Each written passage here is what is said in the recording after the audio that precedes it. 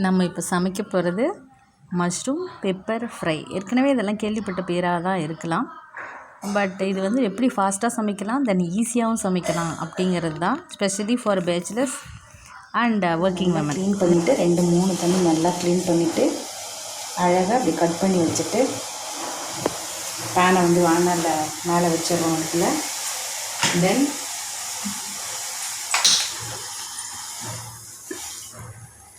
கொஞ்சமாக அள்ளி போடுறோம்.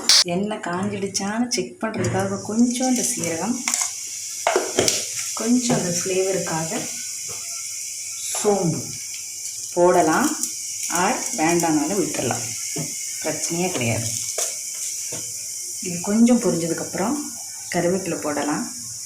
என் பொண்ணுக்கு அதை சாப்பிட்ற பழக்கம் இல்லை, அதனால் தனியாக பவுட்ரை அரைச்சி எதுலையாவது கலந்து கொடுத்துருவேன்.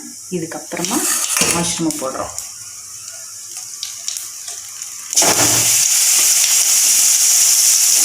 கிளவிட்டு லைட்டாக மஞ்சள் பொடி தூவி சிம்மில் வச்சு கொஞ்சம் அப்படியே மூடி விட்டுருங்க. ஏன்னா காலங்களில் அதுவாகவே தானாகவே தண்ணி விடும், அந்த தண்ணியும் சரியாக போயிடும்.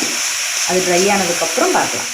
இப்போ பாருங்கள், ஒரு ட்ராப் கூட தண்ணியே விடலை, ஆனால் அதுவே இவ்வளோ தண்ணி விட்டுருக்கு. ஸோ இது ட்ரை ஆகிற வரைக்கும் கொஞ்சம் ஹையில் வச்சிடலாம். கொஞ்சம் கூட தண்ணி சேர்க்கணும்னு அவசியமே கிடையாது. இறக்குறதுக்கு கொஞ்சம் முன்னாடி கொஞ்சம் பெப்பரையும் சால்ட்டையும் போட்டு கிளறி இறக்கிடலாம். That's all. அழகாக ட்ரை ஆகிடுச்சு. இப்போ லைட்டாக அதுக்கு தேவையான சால்ட், தென் பெப்பர் பவுடர். அவ்வளோதான். ஃபாஸ்ட்டாகவும் சமைக்கலாம், ரொம்ப ஈஸியாகவும் சமைக்கலாம். லேட் நைட்டு வந்தாலும் சரி, இல்லை 9 o'clock நம்ம ஆஃபீஸ் முடிஞ்சு வந்தாலும் கூட தோசை மாவோ சப்பாத்தி மாவோ இருந்ததுன்னா கடகடன்னு முடிச்சு அதில் ரோல் பண்ணி சாப்பிட்லாம். நல்லா அது ஒரு 1/2 cup லேட்டாக வரும்போது சாப்பிட்டுட்டு லைட்டாக டீ குடிச்சிட்டு கூட படுத்துப்பேன். ஸோ இது குழந்தைங்களுக்கு நடுவில் ஏதாவது கடிபடுறது அந்த மாதிரி எந்த விதமான டிஸ்டர்பன்ஸும் இல்லாமல் ரொம்ப நல்லா சாப்பிடுவாங்க. பேச்சுலர்ஸ்க்கும் சரி, ஒர்க்கிங் உமனுக்கும் சரி, இது ரொம்ப ரொம்ப யூஸ்ஃபுல்லாக இருக்கும். ட்ரை பண்ணி சாப்பிட்டு பாருங்கள். சப்ஸ்கிரைப் பண்ணுங்கள், ஷேர் பண்ணுங்கள், அண்ட் மறக்காமல் லைக் பண்ணுங்கள். தேங்க்யூ.